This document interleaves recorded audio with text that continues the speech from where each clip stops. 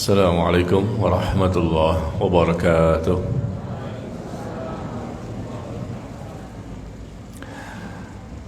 Alhamdulillah hamdan katsiran tayyiban mubarakan fihi kama yuhibbu rabbuna wa yardah. Wa nusalli wa nusallim ala nabiyyina Muhammad wa ala alihi wa ashabihi ajma'in. يا أيها الذين آمنوا اتقوا الله حق تقاته ولا تموتن إلا وأنتم مسلمون أما بعد. Jemaah sekalian, Bapak Ibu, ikhwan dan akhwat yang berbahagia, kita mulai kajian kita dengan bersyukur kepada Allah Jalla wa'ala. Alhamdulillah, pada pagi hari ini kembali kita bertemu dan melanjutkan kajian kita dari pembahasan buku yang berjudul 50 sebab terhindar dari siksa kubur. Ya, 50 sebab terhindar dari siksa kubur. Dan pembahasan kita terakhir sampai sebab yang ke-44 ya. Berarti hari ini kita masuk kepada sebab yang ke-45. Ya, sedikit lagi selesai kajian buku ini ya. Karena semuanya ada 50 sebab terhindar dari siksa kubur. Kita sudah bahas 44. Sekarang masuk ke 45. Silakan Bapak Ibu yang sudah memiliki bukunya buka di halaman 111. Ya, di halaman 111. Sebab terhindar dari siksa kubur adalah tidak makan harta dari hasil riba. Tidak makan harta dari hasil riba. Ya. Karena orang yang makan harta dari hasil riba diancam dengan siksa di dunia, siksa di alam kubur, mendapatkan balasan keburukan di padang mahsyar ketika dibangkitkan pada hari kiamat, dan juga diancam dengan siksa neraka. Dosa besar yang Allah haramkan kepada kita cukup banyak, tetapi tidak semuanya dijelaskan secara detail tentang hukuman-hukuman yang akan didapatkan oleh pelakunya. Nah, dosa riba termasuk yang detail, karena ancamannya disebutkan dalam Quran dan hadis. Ancaman di dunia ketika masih hidup, balasan itu siksaan. Ancaman ketika di alam kubur, ancaman ketika dibangkitkan di padang mahsyar, dan ancaman ketika disiksa di api neraka. Lengkap, detail, khusus tentang dosa riba ini. Berarti ini bukan dosa sembarangan. Memang semua dosa besar mesti kita jauhi, tetapi ternyata tidak semua dosa besar yang dijelaskan secara detail ancamannya itu setiap fase-fase kehidupan manusia. Ya, maka berhati-hatilah kita, jangan pernah makan harta riba atau melakukan transaksi riba. Mekanisme ya perbuatan riba. Riba bisa terjadi pada pinjam meminjam, riba bisa terjadi pada jual beli, riba bisa terjadi pada pertukaran barang dengan barang. Ya, ini mesti dipahami ya, karena banyak kaum muslimin mungkin tidak paham. Karena mungkin tema ini jarang dibahas secara detail, atau mungkin kaum muslimin yang mungkin secara umum tidak berhasrat, tidak berminat untuk membahasnya atau mengetahuinya. Ya, kita pada kesempatan kali ini mencoba ya membahas tentang tema ini karena sesuai dengan urutan pembahasan kita, sebab terhindar dari siksa kubur. Karena disebutkan adanya siksa kubur berkaitan dengan orang yang makan harta riba. Ya. Sebelum kita mulai, barangkali saya mau bertanya dulu, Bapak Ibu sehat semuanya? Zahirnya sehat, batinnya sehat? Sudah soleh dan soleha semua? Sudah bertakwa semua? Sudah jelas sebagai penghuni sorga? Mau masuk sorga? Mau sekarang?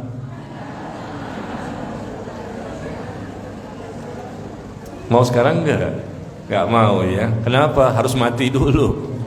Nggak bisa langsung masuk surga. Semuanya ada tahapan, fasenya sudah Allah takdirkan ya. Kita mati baru berada di alam kubur, itu pun menunggu lama sekali sampai terjadinya hari kiamat. Nah, kemudian dibangkitkan di padang mahsyar juga lama sekali, ribuan tahun. Karena ada fase berikutnya sangat panjang ya, dihisapnya amal, ditimbangnya amal, minum dari telaga Al-Kautsar, begitu juga nanti melewati sirat dan lain-lain. Ya, semoga mudah-mudahan kita semua nanti bertemu di sini, kita ketemu lagi di surga. Allah mudahkan kita ya, karena kita sudah menjalani prosedurnya, cara untuk dimudahkan menuju surga. Apa itu? Hadir di majelis ilmu. Menempuh perjalanan dari rumah kemari ikhlas karena Allah untuk menuntut ilmu adalah cara yang disebutkan di hadis, man salaka tariqan yaltamisu fihi ilman sahalallahu lahu bihi tariqan ila jannah. Barang siapa menempuh suatu perjalanan dalam rangka untuk menuntut ilmu, ya, perjalanan dari rumah dia, dari mana misalnya datang ke sini, tujuan niatnya karena Allah, maka kata Rasulullah, Allah akan mudahkan baginya jalan menuju surga. Ya, maka jangan kita malas ya, buang rasa malas itu, dan kita harus berjuang untuk menghadiri majelis ilmu dimanapun ketika memang kita ada waktu, ada kesehatan dan lain-lain, karena keutamaannya luar biasa. Terampuni dosa-dosa bagi orang yang hadir di majelis ilmu, terangkat derajatnya di sisi Allah. Allah berikan keberkahan, Allah berikan ketenangan, Allah berikan rahmat. Kurang apa lagi? Allah mudahkan baginya jalan menuju surga. Ya, apakah kaum muslimin tidak tahu keutamaan ini? Tahu mereka, tapi begitulah ya. Kalau diiming-iming dengan surga kayaknya kurang berhasrat. Tapi kalau diiming-iming dengan duit, fulus, money, piti, wah, semangat untuk hadir full. Masjid ini nggak muat yang hadir. Nauzubillah min dzalik. Ya, kita mulai ya. Halaman 111. Dosa penyebab siksa kubur adalah makan harta riba. Dan riba ini dilakukan oleh individu, orang per orang, pribadi, atau dengan bentuk lembaga-lembaga yang sudah besar di berbagai negara. Pribadi-pribadi seperti rentenir, lintah darat, lintah laut. Barangkali ada lintah laut ya. Rentenir yang biasa datang ke pasar-pasar, meminjamkan uang kepada para pedagang, mereka butuh uang segar ya, atau datang ke perumahan-perumahan, datang kepada pembantu-pembantu rumah tangga, atau mungkin yang kalangan menengah, mereka datang ke bank-bank. Ya, ke bank-bank, para pengusaha-pengusaha ini biasa butuh suntikan dana segar. Mereka datang ke bank untuk meminjam uang. Ya, lalu bank pun atau rentenir tadi atau lintah darat itu meminjamkan uang kepada mereka dengan syarat dikembalikan lebih besar. Sudah ada kesepakatan di awal. Jadi kita lihat dulu ya, definisi riba itu apa? Riba itu adalah kullu qardin jarra manfa'ah. Setiap pinjaman yang menghasilkan keuntungan namanya riba. Pinjam 5 juta, kembalinya 5,5 juta. Pinjam 10 juta, kembalinya 12 juta.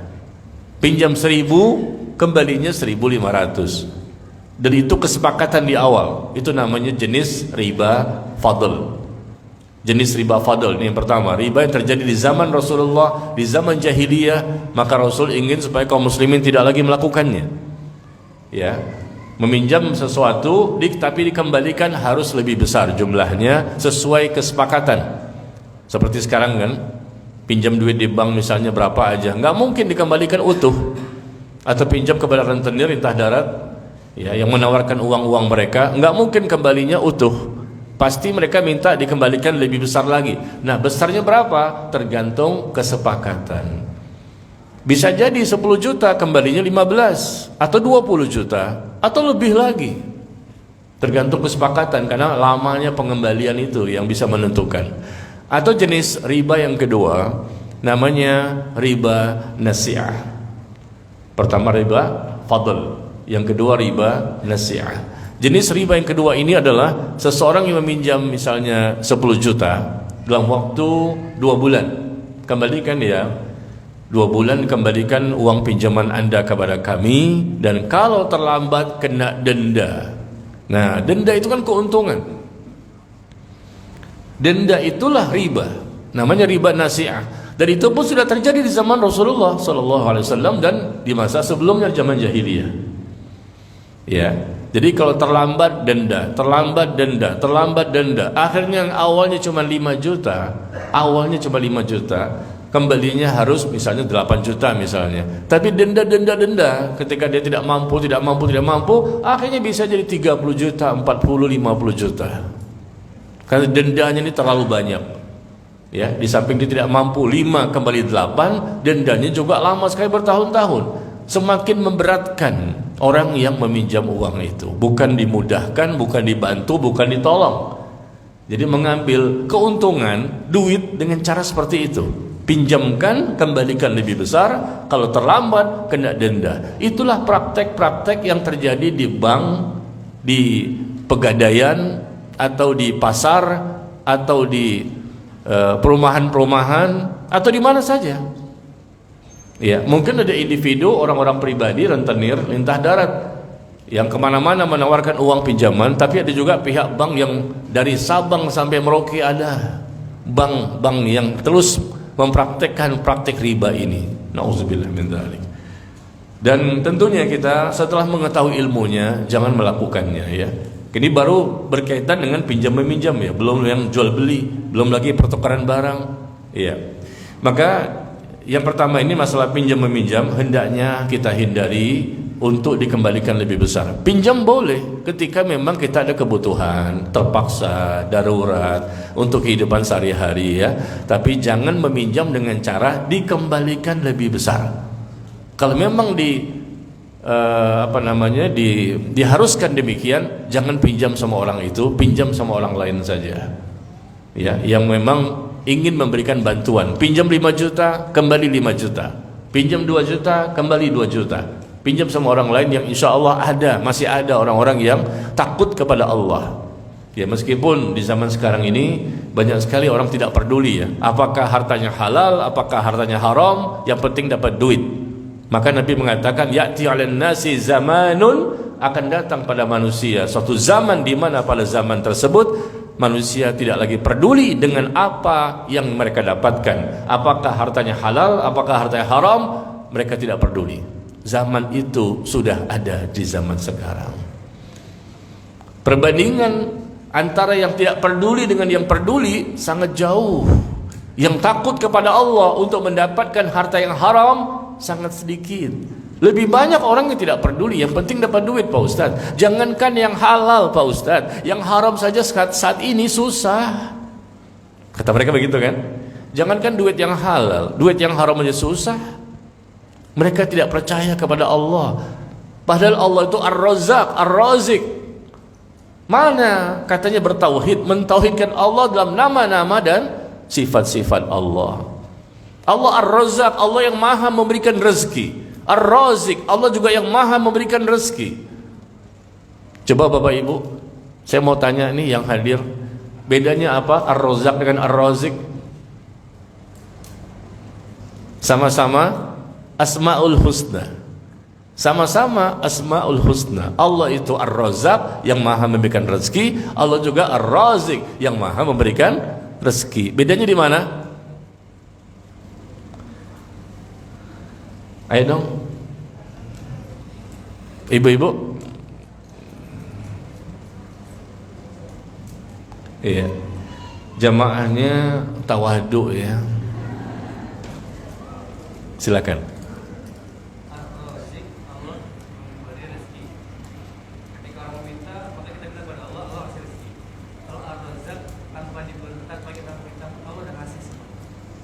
Iya, barakallahu fiik. Jadi begini ya, Ar-Razzaq artinya Allah maha memberikan rezeki yang sangat banyak. Itu pengertiannya. Ar-Razzaq artinya Allah memberikan rezeki yang sangat banyak, yang tidak terhitung, tidak terbatas. Sangat banyak karunia, anugerah, rezeki yang Allah berikan kepada hambanya, tidak terhitung. Itu Ar-Razzaq yang maha memberikan rezeki yang sangat banyak. Adapun Ar-Razik, Ar-Razik itu yang maha memberikan rezeki kepada siapapun hambanya Allah kasih. Yang muslim dikasih, yang kafir dikasih, hewan dikasih, manusia dikasih, ya, malaikat dikasih, jin dikasih. Itu namanya Ar-Razik. Itu bedanya ya, Asmaul Husna. Kita pernah membaca Al-Quran, Allah Ar-Razik, ya Allah Ar-Razak, tapi kita selama ini mungkin nggak pernah mengetahui dan tidak mau bertanya ya, apa artinya Ar-Razak dengan Ar-Razik.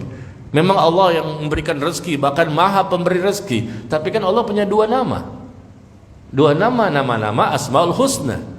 Ya, Ar-Razzaq maha memberikan rezeki, Ar-Razik maha memberikan rezeki. Ternyata pengertiannya kata para ulama adalah Ar-Razzaq itu maha memberikan rezeki yang sangat banyak. Manusia nggak bisa memberikan rezeki seperti itu, hanya Allah yang bisa. Sangat banyak, tidak terhitung, tidak terbatas. Ya, adapun Ar-Razik, Allah memberikan rezeki kepada semua hambanya, tidak terkecuali. Itu Ar-Razik. Jadi yang satu sangat banyak, yang satu semua hamba didapatkan. Meskipun dia kafir, dapat rezeki. Dia hidup di dunia, bisa bernafas, nggak pernah menyembah Allah. Jadi kaya, sehat badannya, punya rumah, punya mobil, Lamborghini, Lamborghini. Iya. Dia menjadi orang-orang yang mungkin kelihatannya orang yang berbahagia. Kenapa? Allah berikan rezeki, tapi rezeki itu terbagi dua. Ada rezeki yang bermanfaat, ada rezeki yang tidak bermanfaat. Nah, Innallah yu'tid dunia, Allah memberikan dunia ini kepada siapapun. Orang kaum muslimin dikasih dunia ini, orang kafir pun dikasih dunia ini, sama-sama diberikan rezeki. Tetapi Allah tidak memberikan rezeki berupa iman kecuali kepada orang yang Allah cintai. Rezeki yang tertinggi adalah iman. Rezeki itu artinya sesuatu yang bermanfaat. Ya, bermanfaat itu namanya rezeki yang kita butuhkan. Kita butuh iman, kita butuh ilmu. Ilmu itu rezeki. Mampu mengamalkan ilmu itu rezeki. Bisa duduk di kajian seperti ini rezeki. Berarti kita mendapatkan rezeki pada pagi hari ini. Rezeki untuk bisa mendapatkan sesuatu yang bermanfaat. Bisa mendengarkan kajian itu rezeki. Jadi rezeki itu bukan konotasinya uang, money, piti. Ya, tapi rezeki itulah sesuatu yang bermanfaat. Keluarga sakinah mawaddah warahmah. Ya, dapat suami soleh, dapat istri solehah, dapat anak soleh dan solehah. Itu rezeki. Dimudahkan untuk mendapatkan nafkah yang halal. Itu rezeki. Dimudahkan untuk ibadah. Itu rezeki. Nah, demikian ya.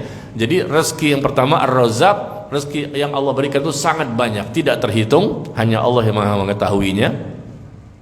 Dan Ar-Razik adalah rezeki yang diberikan kepada siapapun, meskipun dia pelaku maksiat tertinggi dan terbesar seperti iblis. Iblis pun diberikan rezeki, dia hidup sampai hari ini, diberikan makan oleh Allah.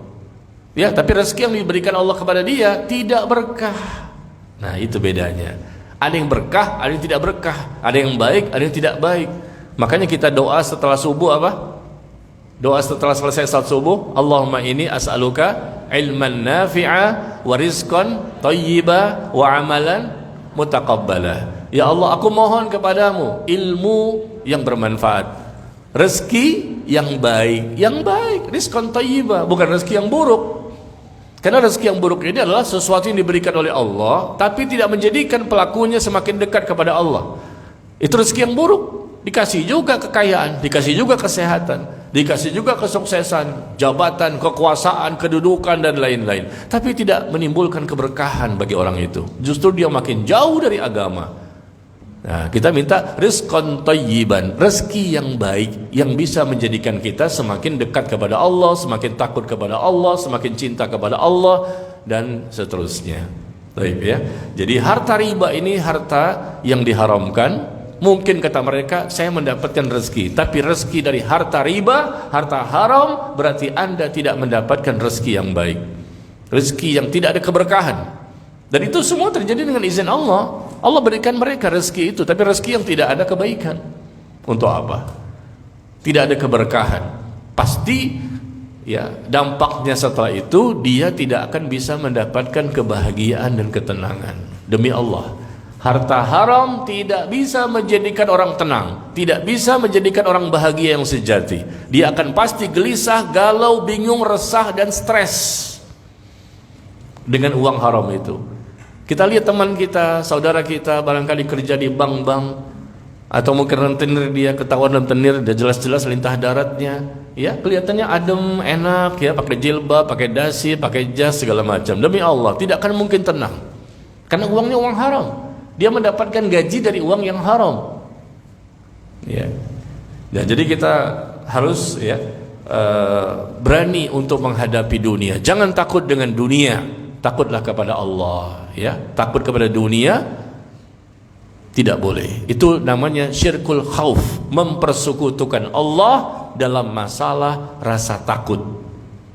Ya, takut kepada Allah, takut juga kepada dunia. Sama-sama takut, bahkan lebih takut kepada dunia dibandingkan Allah. Nah, itu jatuh kepada dosa syirik besar, syirkul khauf, yang dapat membatalkan keimanan. Ya, karena rasa takutnya kepada sesuatu lebih besar dibandingkan rasa takutnya kepada Allah. Tapi kalau kita ngomong seperti ini kayaknya di zaman sekarang ya, banyak orang yang mencemeeh. Tahu mencemeeh? Apa namanya mencemeeh, Pak? Tahu nggak artinya mencemeeh? Ini bahasa Jerman nih. Kalau kita ngomong seperti ini kayaknya tuh Pak Ustadz galak amat, ekstrim sekali, keras banget ya. Diledekin kita Pak ngomong ya. Udah deh kayak surga punya dia aja, sok alim, sok surga. Nah antum sok syirik. Sok neraka antum, ya, sok siksa kubur, sok su'ul khotimah. Nauzubillah min dzalik. Jadi kalau kita ngomong yang mengajak kepada kebaikan itu, ya responnya banyaknya manusia di zaman sekarang adalah kita dianggapnya sok-sokan. Padahal bukan sok-sokan, kita ada orang yang banyak kelemahannya. Cuman kan kita tahu hidup ini sebentar, mati pasti, siksa kubur menanti. Ya. Baik ya, kita lihat di sini di halaman 112.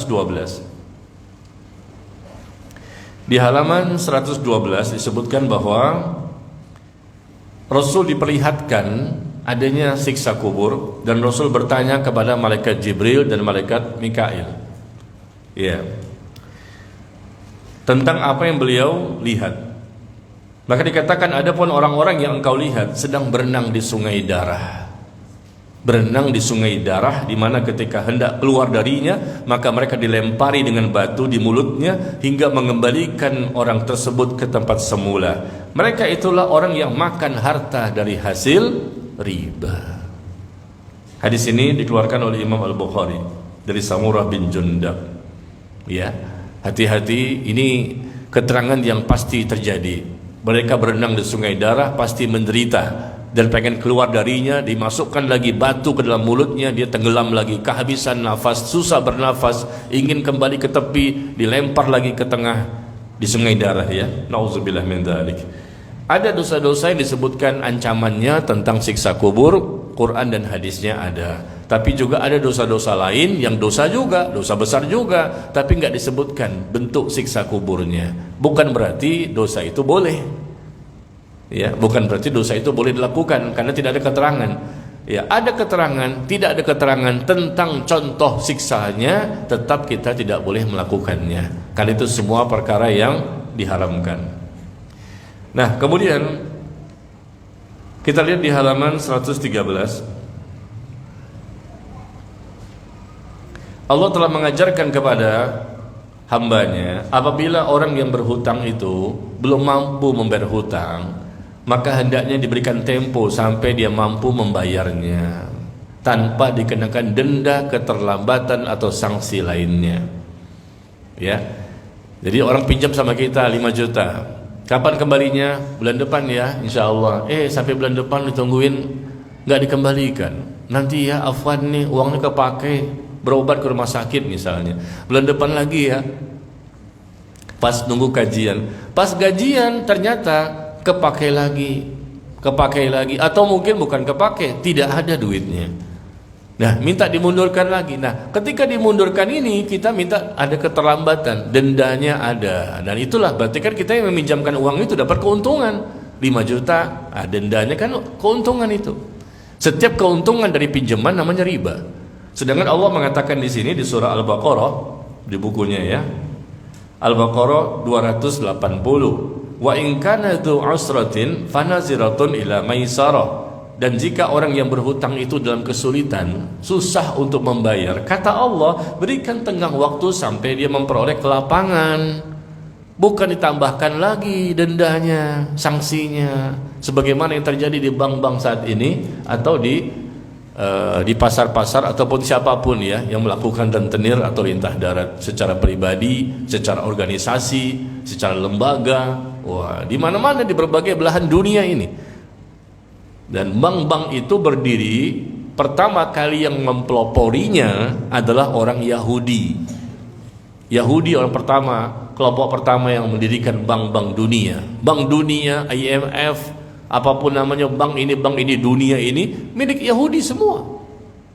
Dan mereka memberikan bantuan-bantuan ke negara-negara, bukan orang per orang, bukan 1 juta 2 juta, negara yang dibantu IMF itu atau bank dunia atau bank apa namanya. Dan mereka yang punya, orang-orang Yahudi, dan mereka pasti meminjamkan itu bukan gratis, ada keuntungan. Orang Yahudi pun sebetulnya diharamkan untuk melakukan dosa riba, tetapi mereka tulis di kitab suci mereka larangan melakukan riba untuk sesama orang Yahudi. Adapun riba kepada di luar Yahudi itu boleh. Lihat, mereka dengan hawa nafsunya menulis kitab suci sendiri, namanya Talmud. Orang Yahudi pakai Taurat, tapi Taurat nggak cukup, dia buat lagi kitab suci yang lain, namanya Talmud. Talmud ini bukan datang dari Allah, datang dari Allah tuh Taurat, Injil, Quran, Zabur, ya. Dan mereka buat lagi Talmud, isinya adalah boleh riba itu kepada orang-orang di luar Yahudi. Adapun sesama Yahudi tidak boleh riba. Mereka udah paham, mereka yang pertama kali mempelopori. Makanya waktu di Mekah selama 13 tahun Rasulullah dan para sahabatnya tidak menemukan praktek-praktek seperti ini oleh orang kafir Quraisy. Mereka hanya melakukan kesyirikan, menyembah patung-patung berhala. Tapi ketika Rasul berhijrah ke Madinah, ketika berhijrah ke Madinah, bertemulah dengan orang Yahudi yang tinggal di kota Madinah pada waktu itu. Untuk apa? Mereka menunggu kedatangan Nabi yang terakhir. Karena disebutkan dalam Taurat dan Injil, Nabi itu akan ada nanti di kota Yastrib. Yastrib itu kota Madinah. Mereka udah baca Taurat dan Injil, namanya Muhammad, namanya Ahmad. Dia akan berada di kota Yastrib. Maka orang Yahudi pindah dari Palestina, pindah ke Madinah.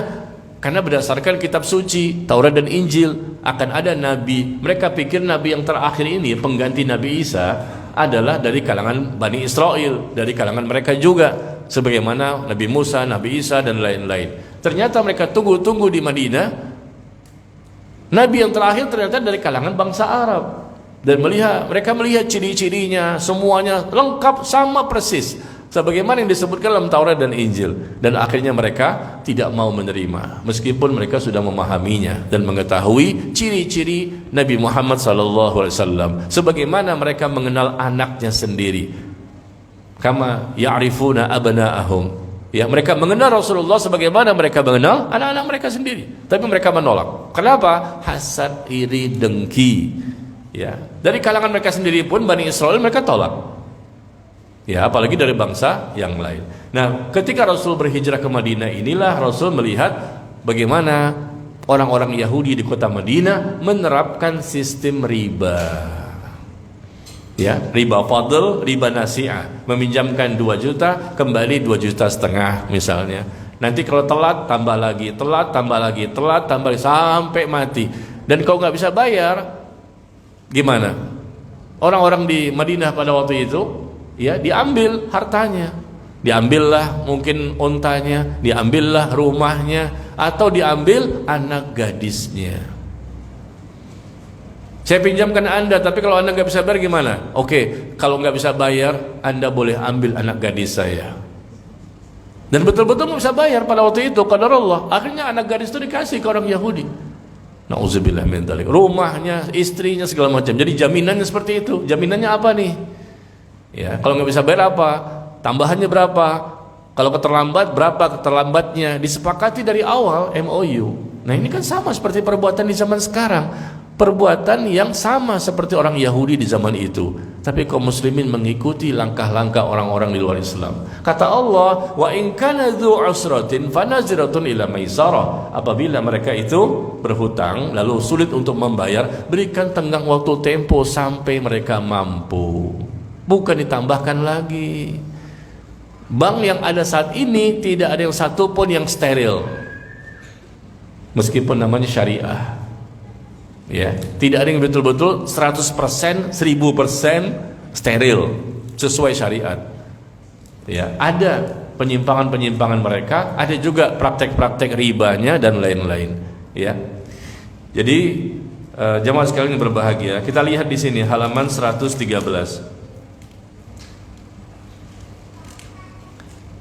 Rasulullah SAW bersabda, para malaikat menyambut ruh seseorang dari kalangan umat sebelum kalian. Ya, ruh itu dicabut oleh malaikat, disambut oleh malaikat, dan mereka bertanya, apakah engkau pernah melakukan satu kebaikan? Ya, dia menjawab, tidak.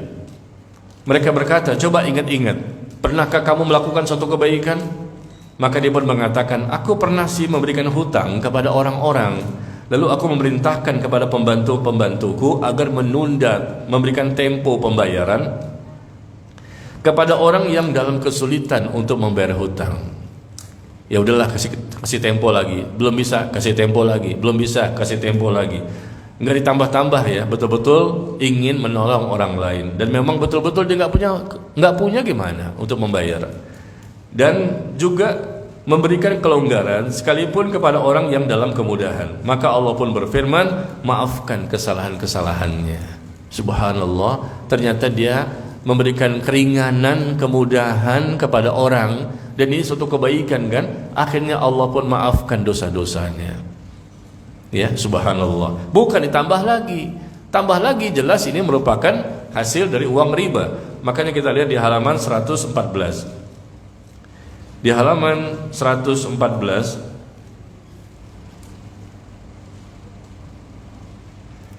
Allah sebutkan, ya ayyuhalladzina amanu taqullaha wa daru ma baqiya minar riba. Wahai orang-orang yang beriman, bertakwalah kepada Allah dan tinggalkan sisa-sisa riba yang belum dipungut. Ya, jika kamu orang-orang yang beriman, maka jika kamu tidak mengerjakan, meninggalkan sisa riba ini, ketahuilah Allah dan Rasulnya akan memerangimu. Ada enggak dalam Al-Quran, dalam hadis, tentang Allah dan Rasul akan memerangi pelaku kejahatan dan dosa? Ada enggak selain riba? Kalimat diperangi. Pernah baca? Allah dan Rasul akan memerangi pelaku dosa itu. Tidak disebutkan kalimat perang, tapi riba disebutkan kalimat perang. Apa bisa menang perang sama Allah dan Rasul? Ya, kalau mereka tidak meninggalkan sisa riba, ketahuilah Allah dan Rasulnya akan memerangimu. Dan jika kamu bertaubat dari mengambil riba itu, maka bagimu pokok hartamu saja. Pokoknya, ya, pinjamkan 5, ya udah 5, pokoknya saja. Jangan ambil kelebihan-kelebihan. Kamu tidak menganiaya dan tidak pula dianiaya. Dan orang-orang yang telah sampai kepadanya larangan dari Allah, lalu dia berhenti dari mengambil riba, maka baginya apa yang telah diambilnya dahulu sebelum datangnya larangan, dan urusannya terserah kepada Allah. Adapun orang yang kembali mengambil riba setelah datang hujjah, argumen, nasihat, dakwah, tetap saja mengambil riba lagi, udah jelas kok. Maka orang ini diancam sebagai penghuni neraka dan mereka kekal di dalamnya. Apakah orang yang kerja di bank-bank itu nggak tahu? Tahu. Insya Allah tahu, karena dakwah kita sudah tersebar kemana-mana, apalagi ada sosial media. Dan saya pernah bertemu dengan mereka, rata-rata mereka tahu semua. Tapi mereka mengatakan, gimana Pak Ustadz? Ya, saya punya cicilan rumah, cicilan mobil, cicilan istri. Istri. Kok istri dicicil ya? Iya, banyak banget cicilan. Dia kerja di tempat bank yang tugasnya memberikan pinjaman, tapi dia sebagai pegawai juga minjem juga sama banknya itu. Komplit dua jadinya. Dia meminjamkan ke orang, dia juga minjem juga sama bank. Bank itu nggak punya duit. Uang nasabah, uang kita nih yang dipakai sama mereka. Tapi kita nggak bisa juga simpan di rumah. Apalagi ibu-ibu nggak muat. Duitnya sangat banyak di rumah, Pak. Ibu-ibu itu di kamar sudah penuh, lemari penuh, bawa bantal penuh, di gudang penuh, di dapur penuh, nggak muat nyimpan duitnya. Dan ibu-ibu duitnya dolar. Betul, Bu? Amin dong. Duit aja amin.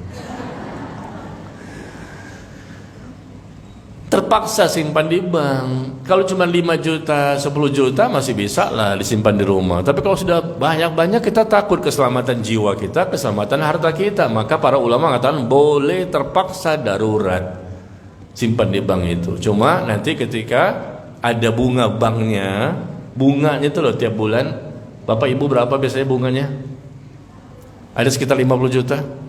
Bunganya doang tuh tiap bulan. Bunganya itu loh, bunga kan enak, bagus, bunga mawar, bunga melati. Itu sebetulnya bukan istilahnya bunga, ribanya berapa? Itu riba. Karena bank itu meminjamkan kepada para pengusaha. Pengusaha datang nih, "Bang, pinjam dong, berapa? 50 miliar, oke. Berapa lama dikembalikan? Sekian, mungkin 5 tahun atau 10 tahun atau 20 tahun. Ya oke ya, 50 miliar Anda kembalikan nanti 100 ya. Anda kembalikan 80 atau 75, tergantung kesepakatan. Oke, ya udah keluarkan 50 miliar. Nanti di mana itu? Perjanjiannya di mana? Supaya legal, secara hukum kuat, di mana? Di hadapan notaris. Notarisnya ikut juga bertanggung jawab. Hati-hati kerja notaris ini. Penghasilan terbesar dari notaris itu setahu saya dari situ. Mereka kerjasama dengan pihak bank. Bank itu kerjasama dengan notaris supaya legal secara hukum dan kuat. Ya. Apa kata Rasulullah? La'anallahu akilar riba wa mukilahu wa katibahu wa syahidaihi wa qalahum sawa'un. Allah melaknat orang yang makan harta riba, yaitu pihak bank yang mendapatkan keuntungan dari riba. Allah melaknat orang yang membayar ribanya. Yang membayar pun kena juga. Dia cicil tuh ribanya. Pinjam 5 kembali 7. Nah, kan selisih 2 juta. Nah, 2 juta itu dia bayar. Allah melaknat juga pembayarnya itu, si nasabahnya ini. Ya, kemudian orang yang mencatatnya dan 2 orang saksinya. Untuk mencatat dan saksi ada di mana? Di notaris. Ada kong kali kong di antara mereka, kerjasama itu. Dicatat, ada saksi, ya, supaya kuat legal secara hukum. Nah, akhirnya mereka kerjasama. Nanti notaris dapat sekian persen. Ya, notaris akan mendapatkan keuntungan jadi kaya raya itu. Karena banyak banget yang pinjam uang ke bank. Berarti banyak sekali yang ada perjanjian di hadapan notaris. Semakin banyaklah ya perjanjian yang dibuat, maka bank akan memberikan jasanya kepada notaris. Karena setelah membuatkan suratnya, surat yang kuat untuk perjanjian hutang piutang yang di dalamnya ada mekanisme dan transaksi riba. Ya, makanya disebutkan bahwa Rasul melaknat, Allah pun melaknat orang yang makan harta riba, orang yang membayar ribanya, orang yang mencatatnya dan 2 orang saksinya. Dan bahkan Nabi mengatakan bahwa riba itu ada 72 pintu dosa. Riba itu ada 72 pintu dosa. Dan yang paling ringan adalah orang yang menyetubuhi ibunya. Riba itu macam-macam ya. Ada 72 pintu. Dan yang paling ringan, riba yang paling ringan adalah seseorang yang bersenggama dengan ibunya sendiri. Dan riba yang paling berat adalah seseorang yang menodai kehormatan saudaranya. Dia rusak kehormatan saudaranya. Ini riba yang paling berat. Jadi riba itu macam-macam jenisnya. Menggibah, merusak kehormatan, menduduh-nuduh tanpa bukti, ya, menamimah, mengadu domba di antara mereka, membongkar aibnya, apapun yang bentuknya merusak kehormatan orang lain, dipermalukan dia, dihujat dia, dicaci maki dia. Ini termasuk perbuatan riba. Jadi bukan hanya masalah utang piutang saja. Kata Rasulullah, riba yang paling berat. Ini hadis yang dikeluarkan oleh Imam At-Tabrani dalam kitabnya Al-Mu'jamul Awsat. Ada di bukunya ya. Dari sahabat Al-Bara bin Azib. Riba yang paling berat adalah orang yang merusak kehormatan saudaranya sesama kaum muslimin. Dan riba yang paling ringan adalah orang yang bersenggama jima dengan ibunya sendiri. Nauzubillah. Jadi riba itu dosa yang luar biasa ya. Masa berhubungan dengan ibunya sendiri, tapi itu paling ringan. Dan kemudian kata Nabi, dirhamur riban ya'kuluhur rajul. 1 dirham yang dimakan oleh seseorang, sedangkan dia tahu ini riba, tapi tetap saja dia makan, dapat gaji bulanan. Dia tahu ini riba, tetap saja. Ya gimana Ustaz, kita hidup seperti ini, jangankan yang halal, yang haram aja susah. Nanti kalau saya keluar ntar gimana, anak saya, istri saya, segala macam. Dia tahu, tapi nggak mau keluar juga. Kenapa? Karena enak, dapat duit gede, gajinya besar, kerja pakai AC, pakai dasi, pakai jilbab, ada kaligrafi juga di dinding. Ini tempat maksiat sebetulnya, tempat prostitusi, perzinahan. Orang mengatakan, oh tempat maksiat tuh, ada telanjang di situ, terbuka aurat, perzinahan, prostitusi, pelacur. Ini juga tempat maksiat dan lebih besar dibandingkan zina. Kalau orang yang ketangkap basah di kampung, di RT kita, tuh zina di kampung ketangkap RT dan RW, heboh, viral, ketangkap basah, ketangkap kering, karena dia berzina. Tapi kalau orang yang kerja dengan melakukan transaksi riba, nggak heboh tuh. Padahal riba lebih besar dosanya dibandingkan zina. 1 dirham yang dimakan oleh seseorang dan dia tahu ini adalah riba, tetap dia makan, tetap dia dapatkan sebagai gajinya. Maka hal itu di sisi Allah, kata Rasulullah, lebih besar dibandingkan 36 kali perbuatan zina. 36 kali perbuatan zina. 1 dirham berapa? Kurang lebih 70.000. Dia makan tuh 70.000, nggak besar kan? Gajinya berapa? 20 juta di bank, di Pegadaian atau tempat-tempat yang lain. 20 juta, 50 juta, ada ya pimpinan bank itu sampai 0,5 M gajinya per bulan.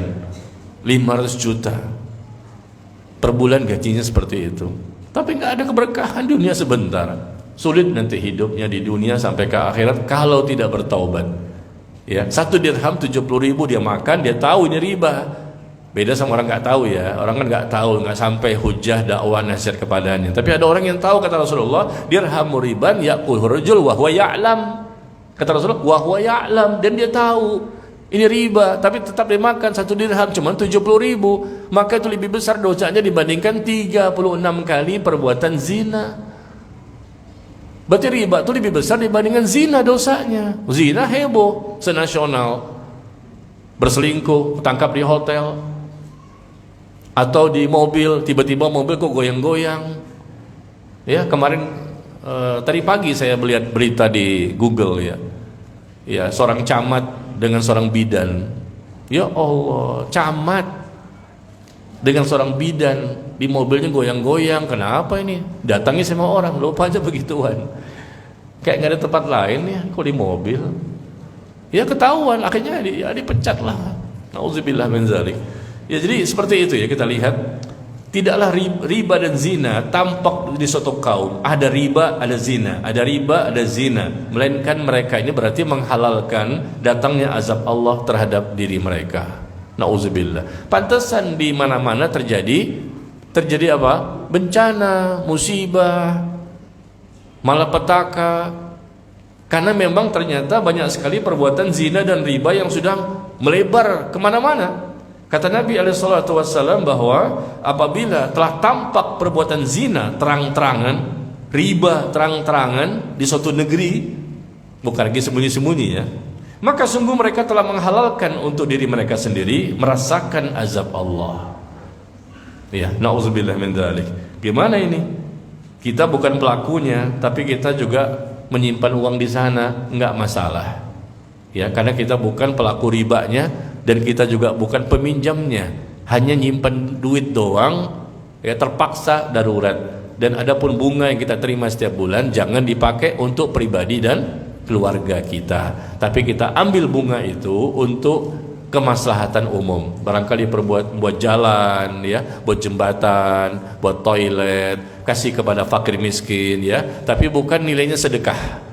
Nilainya bukan sedekah karena Allah tidak menerima sedekah kecuali dari harta yang halal. Innallaha thayyib la yaqbalu illa thayyiban. Sesungguhnya Allah itu maha baik dan Allah tidak menerima kecuali yang baik, yaitu yang halal yang diberikan sebagai sedekah. Ya.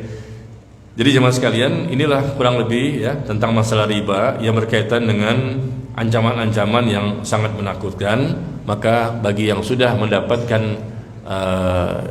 nasihat dan dakwah, segera tinggalkan, dan Allah akan berikan rezeki kepada kita dengan cara yang halal, berkah, dan kita pun akan mendapatkan kebahagiaan.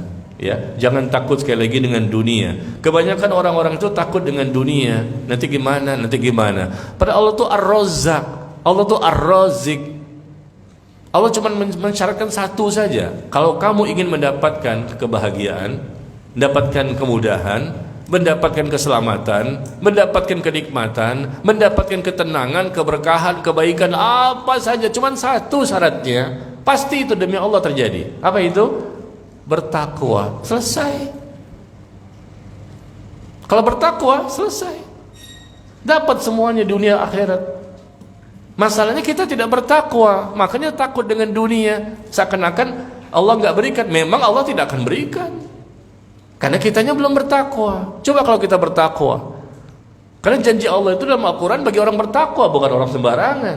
Kaum muslimin, ya, ada yang mendapatkan misalnya kekayaan, misalnya jadi orang kaya, tapi belum tentu orang kaya itu menimbulkan keberkahan. Kita ingin kaya, sehat, nikmat, tapi berkah. Ilmu kita berkah, iman kita berkah, amal kita berkah, harta kita berkah, rumah tangga kita berkah, anak berkah, suami berkah, istri berkah. Tujuan dunia ini adalah keberkahan. Apa itu berkah? Berkah itu artinya ziyadatul khair, bertambahnya kebaikan-kebaikan, ya. Maka jangan mengambil jalan pintas untuk menjadi orang kaya. Jalan pintas dengan cara-cara riba seperti ini yang sudah terjadi di mana-mana. Dan kita takut ini. Ya, takut kenapa? Karena kita bukan pelakunya insya Allah, tapi kita takut mendapatkan hukuman dari Allah merata. Yang melakukan dapat hukuman, yang tidak melakukan pun dapat hukuman. Kalau kita tidak mau amar ma'ruf nahi mungkar. Wattaqu fitnatan la tusibanna alladhina zalamu minkum khassah. Takutlah, kata Allah, dengan fitnah hukuman yang turun kepada manusia, yaitu ketika mereka tidak lagi mau amar ma'ruf nahi mungkar. Akhirnya yang melakukan kejahatan, keburukan kena hukumannya, yang tidak melakukan pun kena juga hukumannya, karena mereka diam-diam saja. Ya, yang penting sampaikan, dakwahi, nasihati, belum terima, dakwahi lagi, nasihati, belum terima, dakwahi lagi, nasihati. Ya, kita nggak tahu kapan datangnya hidayah. Mungkin yang ke-10 kalinya, mungkin yang ke-100 kalinya, mungkin sampai mati tidak bertaubat. Ya, nauzubillah. Mungkin sudah pensiun baru bertaubat. Ada tuh jamaah saya, suami istri ya. Yang satu di bank ini, satu lagi di bank ini. Dua-duanya suami istri kerja di bank sampai pensiun. Nah, dapat hidayahnya ketika pensiun. Karena mereka nggak tahu selama ini. Ya, mereka sudah 70 lebih, istrinya pun sudah 70, pensiun dan tua-tua juga ya. Ketemu saya, lalu mereka saya jelaskan, waduh gimana Pak Ustadz ya, selama ini kita tiap bulan mendapatkan uang pensiun, pensiun dari suami, pensiun dari saya, inilah untuk makan kita sehari-hari. Kita baru tahu ini nggak boleh ikut kajian sunnah mereka. Alhamdulillah di masa usia tuanya baru kenal sunnah. Ya, dulunya mereka nggak tahu, bagaimana lagi. Ya sudah, namanya semua kita ini kan punya dosa. Cukup bapak bertaubat, ibu bertaubat. Dosa syirik yang paling besar saja Allah ampuni, apalagi dosa riba yang kedudukannya di bawah dosa syirik. Bertaubatlah kepada Allah. Lalu uangnya gimana? Uang pensiunan tidak boleh dipakai. Itu juga hasil riba. Gaji bapak bulanan, gaji dapat pensiunan, dapat pesangon, itu semua hasil riba. Karena bank itu tidak mendapatkan harta keuntungan yang banyak kecuali dari sisi ini, bukan dari biaya transfer, biaya administrasi. Paling berapa administrasi? Untuk bisa menggaji-gaji karyawan sampai pensiunan, sampai pesangon, itu dari hasil meminjamkan uang kepada para pengusaha. Bapak dan ibu nggak boleh mengambil pensiunan itu. Kalaupun ambil, kasih ke orang. Kasih kepada fakir miskin yang membutuhkan. Bukan sebagai sedekah, tapi nilainya sebagai cara untuk membersihkan harta yang mana yang halal, mana yang haram. Tapi Pak Ustadz, apalagi tapi? Apalagi tapi Pak, Bu? Udah tua juga kan, udah bawa tanah. Tapi Pak Ustadz, apalagi? Kami cuma punya 2 anak laki-laki, dan setiap bulan kami dapat duit untuk makan sehari-hari dari uang pensiun itulah. Oh, kalau kami kasih ke orang, kami nggak makan. Lalu anak bapak kan 2 laki-laki, udah kerja dua-duanya, sudah. Nah, anak laki-laki 2 kerja, dialah yang akan memasok uang untuk bulanan. Kalau mereka memang sebagai anak yang berbakti, mereka akan pasok, kan bantulah bapak dan ibunya sudah tua, sudah pensiunan, pasok untuk makan minum secukupnya. Yang uang riba ini pensiunan kumpulin dua-duanya, kasih kepada fakir miskin. Karena bapak punya alternatif, yaitu mungkin ada aset yang lain. Nggak ada aset lain, mobil nggak ada, rumah-rumah inilah yang nggak punya harta yang lain. Tapi anak, anak ada, anak udah kerja, sudah. Anak-anak itulah yang diminta untuk mensuplai tiap bulan. Laki-laki kan kerja dua-duanya. Adapun uang riba itu kasih ke orang lain, jangan dinikmati, kecuali kalau betul-betul nggak ada pilihan yang lain. Daripada mati nggak makan, uang riba pensiunan itulah dipakai untuk kehidupan sehari-hari, terpaksa, darurat, karena tidak ada pilihan yang lain. Tapi kan ini ada pilihan. Anak 2 laki-laki yang kerja, maka saya katakan, omongkan kepada anak itu supaya mereka bisa membantu untuk kebutuhan hidup orang tuanya setiap bulan, ya. Ya begitulah, memang dunia ini luar biasa ya. Godaannya yang menjadikan kita merasa berat untuk meninggalkannya. Ada orang yang tahu hukumnya setelah pensiun, ada juga orang yang tahu hukumnya ketika masih bekerja. Alhamdulillah yang keluar banyak, yang resign banyak, tapi yang bertahan juga lebih. Iya. Suatu ketika saya pernah datang ke bank konvensional. Saya datang ke bank dan kemudian ketemu dengan customer service-nya. Bapak siapa namanya? Najmi. Oh, Bapak ini aktivitasnya apa? Ditanya sama customer service. Sebetulnya kan ini nggak termasuk kerjaan dia ya. Tapi kan kalau mungkin lihat jenggotnya gitu, Bapak kerjanya apa sih? Pengen tahu aja. Bapak dakwah ya? Iya. Saya nggak ngomong apa-apa, langsung si customer service mengatakan, Pak Ustadz, langsung manggilnya beda lagi. Tadi Pak Nazmi, sekarang Pak Ustadz, saya tuh pengen keluar, resign dari bank ini. Oh, Anda mau keluar? Karena Anda tahu di sini memang haram. Iya Pak. Langsung saya dakwahi. Langsung saya bicara. Kalau begitu, saat ini ajukan resign. Tar dulu dong Pak Ustadz. Iya, Anda sudah tahu kan hukumnya, kan dia mulai duluan, bukan saya. Saya ngomong biasa saja, tanya bagaimana, karena ada keperluan ke bank tersebut untuk mengecek uang saya berapa triliun lah gitu. Jangan kasih tahu orang lain ya, kita aja yang tahu nih. Bahkan triliunnya tuh dolar lagi. Nah, dia mengatakan, Bapak Pak Ustadz ya? Iya, saya dakwah, iya. Kemudian dia bilang, saya mau keluar sebetulnya Pak Ustadz, cuman saya gimana ya? Saya baru nikah nih, pengantin baru. Antum tahu? Nah, langsung pakai antum deh ngomongnya. Antum tahu hukumnya? Ini nggak boleh. Saya tahu Pak Ustadz. Udah, antum keluar segera. Kalau besok mati gimana? Ini dosa besar loh. Siksa kubur menanti, siksa neraka nanti. Di dunia nggak tenang. Wah, mulailah dakwah. Jadi customer service dia mendengarkan. Kita ceramah di situ. Yang lain nunggu nih, antrian lama banget nih si Usti Jenggot ini. Nah, lama kan, kita kuatkan dia. Udah selesai. Kemudian kemarin saya datang lagi, 9 bulan kemudian saya datang lagi ke bank itu. Dan saya tanya sama temannya, gimana si Pak itu kemana? Udah keluar Pak. Oh udah keluar, Alhamdulillah. Karena kan saya jarang-jarang ke sana ketika ada keperluan saja ya. Mana si Bapak itu? Udah keluar. Sekarang di mana dia? Jadi dosen di UI. Dosen di UI, Alhamdulillah. Ya, terus langsung kan temannya kan, kamu kapan keluarnya? Kamu kapan keluarnya? Wah, nggak bisa Pak Ustaz, saya ini belum. Ini ke teman Anda udah keluar, antum juga keluar. Ini bank konvensional, kan tahu nggak hukumnya? Tahu sih, mereka tahu. Jadi 9 bulan kemudian saya ke situ lagi, ada kebutuhan, lalu mereka mengatakan yang saya ketemuin dulu itu tadi udah keluar jadi dosen di UI. Saya WA dia, kan saya dapat nomor HP-nya. Antum jadi dosen di UI sekarang? Dia jawab, iya Pak Ustaz. Alhamdulillah. Ya, kita kan nggak tahu hidayah itu dari mana ya. Ada orang yang sampai berbusa-busa, susah mau keluar. Nanti gimana, gimana? Ya Alhamdulillah. Ternyata Allah takdirkan dia ketemu saya, Allah izinkan dia keluar. Timbul semangat dia dan tumbuh rasa takut kepada Allah. Dia resign, dia keluar jadi dosen di UI. Nggak apa-apa. Insya Allah hartanya halal. Allah akan berikan kepada antum rezeki yang lebih baik. Yang penting satu, bertakwa. Wa may yattaqillah yaj'al lahu makhraja wa yarzuqhu min haitsu la yahtasib. Barang siapa bertakwa kepada Allah, Allah berikan kepada orang tersebut solusi atas masalah yang dia hadapi dan diberikan kepadanya rezeki dari arah yang tanpa disangka-sangka. Ya. Bapak Ibu di sini ada yang masih kerja di bank? Nah, ngaku aja deh. Atau mantan mungkin dulu ya. Alhamdulillah sekarang udah keluar Pak Ustadz ya. Kalau masih belum juga, ayo kita keroyok rame-rame. Keroyok dengan hujjah, dengan dalil.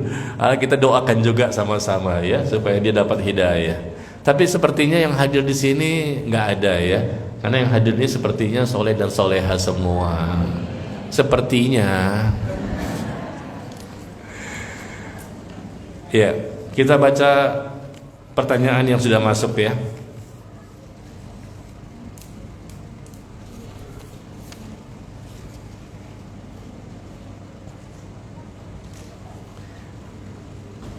Pertama, bagaimana jika kita diberikan uang oleh seseorang karena berkaitan dengan pekerjaan dan jabatan kita, walaupun kita tidak meminta? Apakah itu termasuk riba?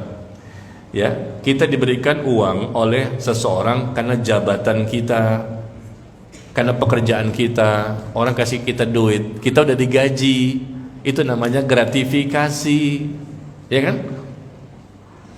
Kita udah digaji di perusahaan itu, kita udah digaji oleh negara, pemerintah, lalu kita dapat hadiah. Hadiah berupa apa? Uang, makanan, bahkan hadiah berupa wanita yang dikirim ke hotelnya. Ada yang seperti itu. Jamaah saya banyak begitu yang bercerita. Pokoknya kalau dia diundang rapat-rapat, ya rapat-rapat di mana, dia cerita kepada saya, dia bawa istrinya. Karena seringkali dia ditawarin terus sama perusahaan tersebut supaya dia bisa masuk. Ya, bagaimana kasih pelicin uang sogok, uang oke, makanan oke, wanita juga dikasih. Maka si ikhwan ini cerita, kemana saya rapat dengan para pejabat, saya bawa istri saya. Ketika mereka menawarkan, ada nih cantik tuh, ya ada 3, ada 4, silakan pilih. Mau ambil semua juga nggak apa-apa.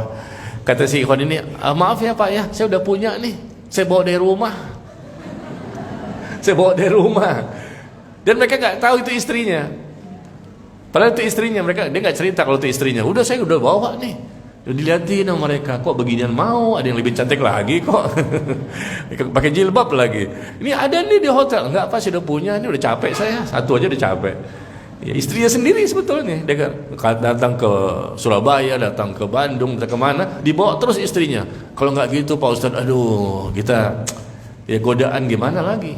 Ya, ada lagi jamaah saya dikerja di BPK, Badan Pemeriksa Keuangan. Waduh. Diperiksa kan keuangan perusahaan ini, PT ini, kantor ini, departemen ini, instansi ini. Biasa pulang-pulang kasih duit, kasih oleh-oleh makanan, dan ada wanita di hotel. Begitulah prosedurnya. Supaya apa? Nanti ketika menghitung jangan benar-benar. Ya, harus bayar 1M, tolong 500 juta aja. Nanti sisanya buat antum, kita sediakan. Nah, ini kan luar biasa ya. Jadi mendapatkan hadiah tidak boleh, itu namanya gulul. Hadiah bagi para pegawai yang sudah mendapatkan gaji, lalu dia mendapatkan hadiah dari orang lain, sebetulnya ini sogok menyogok, sogok terselubung, atau istilah kita gratifikasi dengan jet pribadi. Ya, macam-macam kan? Kenapa Bu? Kenapa saya sebutkan jet pribadi kok kayaknya ketawa? Memang tahu beritanya?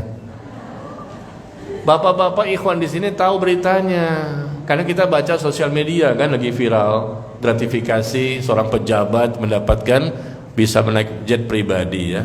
Tapi kalau ibu-ibu kan nggak tahu beritanya, karena mereka di rumah sibuk baca Quran dan hadis. Betul Bu? Jadi kalau diberikan uang atau apapun berkaitan dengan pekerjaan jabatan kita yang mana nanti cukup membahayakan, maka tidak boleh ya. Karena Rasulullah SAW pernah melarang seorang petugas untuk mengambil zakat. Petugas ini sahabat Rasul, dia mengatakan, ya Rasulullah, ini uang zakat yang aku kumpulkan. Dia jujur, dan ini adalah harta hadiah yang diberikan kaum muslimin kepada aku. Dia menagih zakat-zakat untuk dikumpulkan, dia hitung zakatnya, sudah dilaksanakan tugasnya, ya dia jujur amanah. Ini zakatnya, ini hadiah yang kaum muslimin berikan kepada aku, karena aku datang ke rumah mereka untuk menghitung zakat-zakat mereka, lalu mereka memberikan hadiah kepada aku. Aku nggak minta. Kata Rasulullah, apakah kalau kamu di rumah bersama orang tuamu, kamu akan dapatkan juga hadiah seperti ini? Tidak. Kamu dapat hadiah seperti ini karena melaksanakan tugas, dan ini cukup berbahaya, membuka pintu fitnah. Maka kata Rasulullah, hadiah yang kamu terima masukin ke Baitul Mal. Tidak boleh menerima hadiah. Hadiah seorang pegawai yang sudah digaji, ini adalah ghulul, tingkat tindakan pengkhianatan atau korupsi atau gratifikasi yang nanti bisa menimbulkan fitnah. Dan itu bukan riba ya, bukan riba, tapi itu tidak jujur, tidak amanah, dan memang dilarang oleh negara, nggak boleh. Ketahuan KPK bisa ketangkap, ketahuan oleh Allah. Kemarin saya mengajar di suatu komplek perumahan elit, di rumah ya, saya ngajar di rumah, kajian khusus untuk ibu-ibu di perumahan elit. Lalu saya lihat masuk rumahnya, wah megah sekali, lantainya marmer segala macam. Ini rumah pejabat tinggi ini. Kemudian saya lihat banyak bunga-bunga, bagus-bagus bunganya dari ujung ke ujung bunga semua. Saya katakan, Bu, bunganya banyak sekali, bagus-bagus lagi. Iya nih Pak Ustadz, kiriman dari orang-orang yang nggak jelas. Jadi suami saya itu ulang tahun. Nah, karena ulang tahun dikiriminlah ya bunga-bunga oleh orang-orang yang nggak jelas. Ada juga orang-orang yang diketahui siapa pengirimnya, ada juga yang nggak ketahuan. Ada yang mengirimkan apa, kaligrafi yang keemas-emasan tuh jutaan tuh, besar sekali ayat-ayat Quran. Ada juga yang transfer segala macam. Suami saya nggak minta Pak Ustadz, mereka ngasih. Nah, karena ulang tahun, saya katakan, Bu, ini gratifikasi. Kalau ketahuan KPK, diciduk ini suami ibu. Apalagi kalau ketahuan malaikat. Iya kan? Secara negara kan nggak boleh. Diciduk sama KPK, diciduk sama malaikat. Salah satu deh. Ya, mau diciduk sama malaikat di dunia dan di akhirat. Kembalikan semua ini kepada orang yang mengirimkan. Tapi gimana Pak Ustadz? Kami nggak tahu, nggak semuanya tahu siapa yang mengirim. Karena kadang-kadang mereka kirim, nanti belakangan baru ngasih tahu, saya yang kemarin ngirim tuh Pak, tolong dong, ini ada berkas-berkas nih, tanda tangan dong. Nah, ujung-ujungnya apa? Ada udang di balik bakwan. Ada udang di balik bakwan. Nggak mungkin mereka hanya begitu saja ngasih duitnya begitu banyak. Kasih kaligrafi lah, ngasih berangkat haji, umroh, kasih jet pribadi lah atau apa ya. Ini bunga-bunga cantik-cantik semuanya, bagus-bagus. Nggak boleh nih, saya katakan, karena dia udah ngaji sunnah juga kan. Kasih tahu kepada bapak, kepada suami, ini nggak boleh diterima. Kalau ketahuan sama KPK kan ditangkap. Padahal bapak kan nggak minta, tapi dikasih. Nggak minta aja dikasih. Bagaimana kalau minta? Nah, kalaupun nggak minta, tapi kan KPK nggak mau tahu. Nanti kalau bapak tidak mengembalikannya, ternyata menikmati hasilnya, menjadi delik kan, delik hukum. Kalau pengen selamat, balikin. Ya, dan demikianlah ya. Jadi tidak boleh kita bergampang-gampang dalam masalah ini. Bagaimana dengan orang-orang yang memiliki atau membeli rumah, kendaraan dengan cara melalui kredit bank? Karena katanya kalau tidak seperti itu nggak bisa punya rumah, nggak punya kendaraan, Padahal mereka tahu itu riba, tapi katanya mereka akan bertaubat jika semuanya sudah lunas. Kocak banget ya.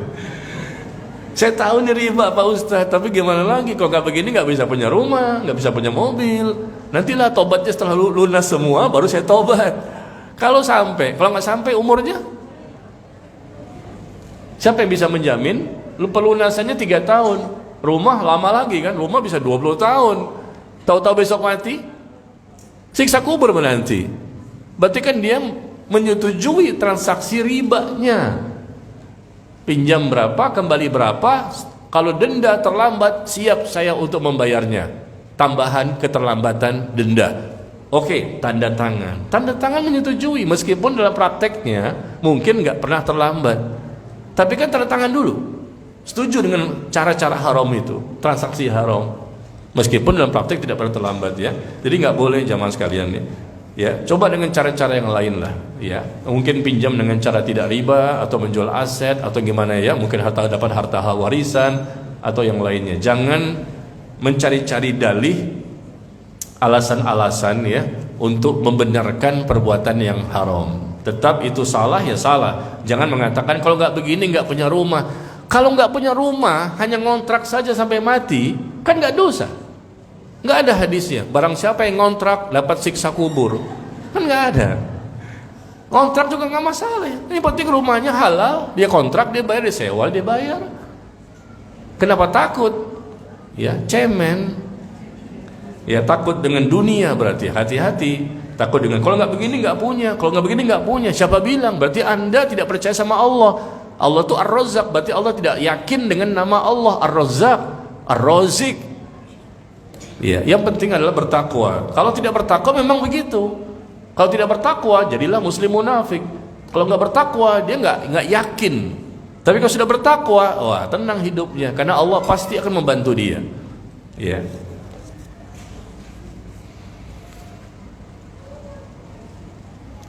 Apakah kita menggunakan fasilitas perbankan terkena riba juga meskipun tidak pernah nabung di bank? Apa ini? Termasuk apa fasilitas perbankan? Seperti apa? Hah? Apa? ATM. Kan katanya meskipun kita tidak menabung di bank, kita tidak nyimpan di bank, tapi kita menggunakan fasilitas bank. Apa itu contohnya? Transfer. Oh, transfer nggak masalah. Kita simpan lagi nggak masalah. Kita transfer nggak masalah. Kita bayar administrasinya, biaya transfernya nggak masalah. Yang penting bunganya itu loh, jangan kita pakai buat pribadi dan keluarga karena ini hasil dari uang haram. Ya, yang penting itu. Dan jangan terima hadiah-hadiah yang lain. Kadang-kadang dapat Anda terpilih untuk berangkat umroh gratis. Nah, Anda terpilih berangkat umroh gratis. Nah, ini nggak boleh. Dari mana? Dari bank ini, bank ini. Anda dapat motor, Anda dapat mobil. Oh, nggak boleh. Haram hukumnya. Ya, nggak boleh menerima hadiah-hadiah dari bank karena kita sebagai nasabah di situ pasti dapat keuntungan mereka dari hasil transaksi riba. Bagaimana dengan deposito di bank syariah? Akadnya bagi hasil. Sama Pak, Ibu, bagi hasil ya. Namanya mudharabah, namanya syariah, tapi hakikatnya tidak syariah. Ya, karena mereka menerapkan juga sistem nanti ketika terlambat kena denda juga. Dan saya tanya langsung kepada mereka. Maka saya katakan Anda berarti nggak syariah, tapi ngomongnya syariah. Anda berdusta kepada umat. Kalau bank konvensional terlambat 1 bulan langsung kena denda. Denda itu keuntungan dalam pinjam meminjam namanya riba. Kalau mereka bulan pertama nggak denda, bulan kedua nggak denda, bulan ketiga nggak denda, bulan keempat terlambat kena denda, sama aja dong. Tapi beda Pak Ustadz. Apa itu? Kalau bulan keempat kami terapkan denda. Denda itu bukan untuk kami. Denda itu kami berikan kepada fakir miskin. Kalau bank konvensional, setiap denda-denda itu masuk kepada keuntungan bank konvensional, masuk untuk mereka juga. Kalau kami mulai keempat baru dikenakan. Setelah itu keuntungannya bukan buat kami, tapi buat fakir miskin. Saya bilang nggak boleh juga, karena Anda menerapkan sistem riba. Ketika terlambat harus kena denda, meskipun keuntungannya bukan buat Anda. Sama seperti si pitung. Si pitung itu merampok rumah-rumah orang kaya, uangnya kemana? Kasih kepada fakir miskin. Apakah perbuatan si pitung boleh? Merampok itu boleh nggak?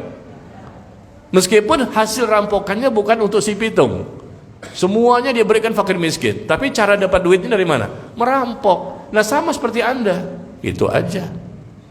Di rumah saya sendiri dari jam 4 sampai jam 6 ya, dia melobi saya supaya saya bisa melegalkan bank syariahnya dia, karena dia pikir kalau saya mengokekan maka banyak jamaah saya yang akan ikut. Jadi Ustadz dapat sekian persen, enak banget. Kaya saya ya, saya bisa promosi kepada jamaah saya, ayo ikut, saya dapat 10% misalnya, kan jadi kaya itu. Tapi nggak boleh, nauzubillah min dzalik. Setelah saya debat dengan mereka dari marketingnya, ya ternyata begitu sistemnya. Anda tidak mendapatkan keuntungan tadi buat Anda berikan pada fakir miskin, tapi cara menerapkan itu, dendanya itu pada bulan keempat, itu kan merupakan transaksi riba. Riba itu mengambil keuntungan ya dalam pinjaman, dan itu Anda menerapkan keuntungannya, meskipun keuntungannya tidak diambil oleh Anda, tapi menerapkan sistemnya, kebijakannya seperti itu. Adanya denda karena tidak bisa membayar hutang, itu sudah bentuk riba. Dan dia mengakui juga, tapi kan sedikit Pak Ustadz. Sedikit, ngeles lagi, sudah 5:30 itu. Masih ngeles, ini sedikit Pak Ustadz. Nggak boleh, riba sedikit, cuman 1 dirham saya katakan, lebih besar dosanya dibandingkan 36 kali perbuatan zina. Cuman 70.000 loh 1 dirham. Kata Rasulullah, dia makan, dia tahu ini nggak boleh, meskipun sedikit, cuma 70.000, tapi besar dosanya dibandingkan 36 kali perbuatan zina. Jangan anggap sepele masalah ini ya. Kemudian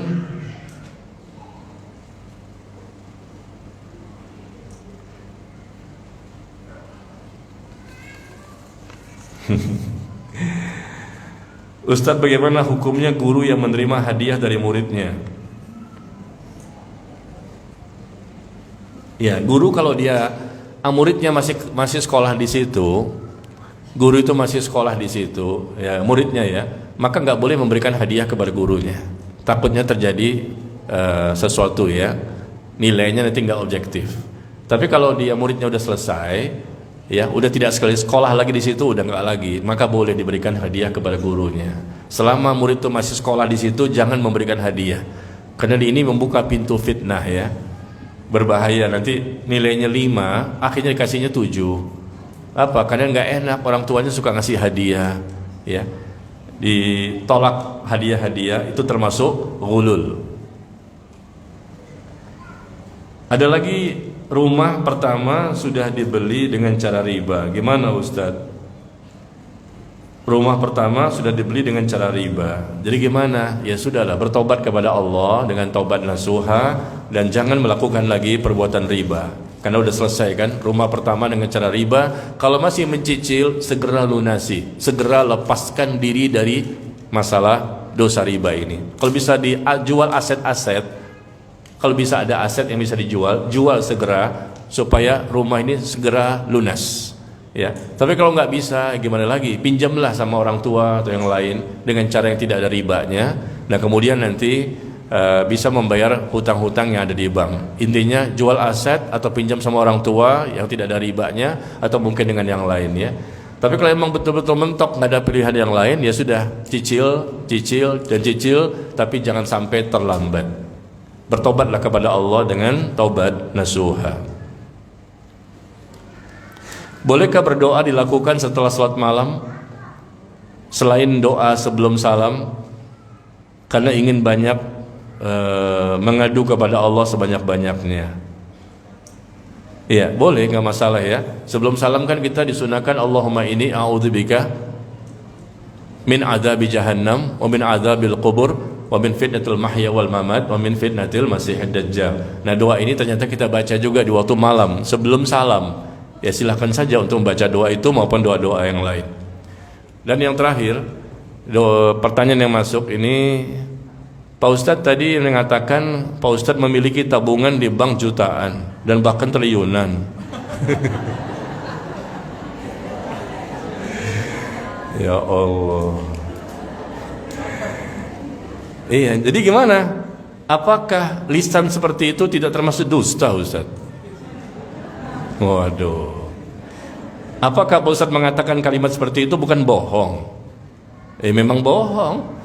Mana punya banyak sebanyak itu. Ya Allah, bercanda saja sebetulnya. Tapi mudah-mudahan juga punya segitu ya. Tapi rupanya ini yang nanya nggak terima saya ngomong begituan. Ya sudah, saya minta maaf gitu. Saya istighfar kepada Allah. Saya maksud cuma bercanda doang kok. Tapi mudah-mudahan lah bisa seperti itu ya. Tapi kalau nggak terima dengan ucapan saya, ya sudah, saya minta maaf ya, dan saya istighfar kepada Allah. Mungkin dia nggak terima karena itu dusta. Kalau Ustadz betul-betul banyak segitu nggak apa-apa. Tapi kalau nggak ada segitu jangan dusta dong, gitu kan maksudnya ya. Ya terima kasih penasehatnya. Astaghfirullah wa atubu ilaih. Tapi tidak ada pertanyaan lagi, habis. Sampai di sini barangkali pertemuan kita, semoga bermanfaat dan semoga kita nanti bisa ketemu lagi pada pertemuan berikutnya. Wallahu taala a'lam bissawab. Wa sallallahu ala nabiyyina Muhammad walhamdulillahirabbil alamin. Subhanakallahumma wa bihamdika asyhadu an la ilaha illa anta astaghfiruka wa atubu ilaik. Wassalamualaikum warahmatullahi wabarakatuh. Waalaikumsalam warahmatullahi wabarakatuh. Jazakumullah khairan Ustaz atas apa yang sudah materi dipaparkan. Semoga kita sebelum dapat mengambil hikmah yang sudah disampaikan. Untuk informasi kajian pekan depan insyaallah hari Sabtu oleh Ustaz Muhammad Syukran dengan tema hasil hati-hati bahaya lidah. Untuk mulainya pukul jam 9 sampai jam 11. Itu saja yang dapat disampaikan. Terima kasih. Berjamaah, mohon untuk sampah atau yang memakai meja untuk dikembalikan kepada tempatnya. Maaf apabila ada kesalahan dari panitia. Assalamualaikum warahmatullahi wabarakatuh. Assalamualaikum.